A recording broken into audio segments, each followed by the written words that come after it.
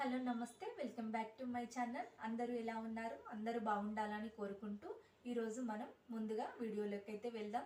ఈరోజు మన కర్రీ బీరకాయ శనగపప్పు మెంతం కూర. మరి కర్రీ ఎలా ప్రిపేర్ చేసుకోవాలో వీడియోలోకి అయితే వెళ్దాం.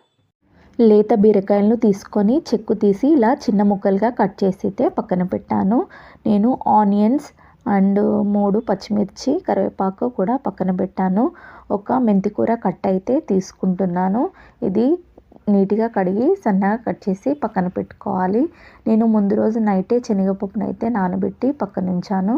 ఇప్పుడు స్టవ్ వెలిగించి కడాయి స్టవ్ పైన పెట్టి ఇందులోకి మనకు 3 టేబుల్ స్పూన్ ఆయిల్ అయితే వేసుకోవాలి. పోపు దినుసులు యాడ్ చేసుకొని మనం ముందుగా కట్ చేసి పెట్టుకున్న ఆనియన్స్ అండ్ పచ్చిమిర్చి కరివేపాకు మెంతం కూర ఇవి 3 యాడ్ చేసుకొని మనం ఆయిల్లో ఫ్రై చేసుకోవాలి. ఇప్పుడు ఇందులో పించ్ ఆఫ్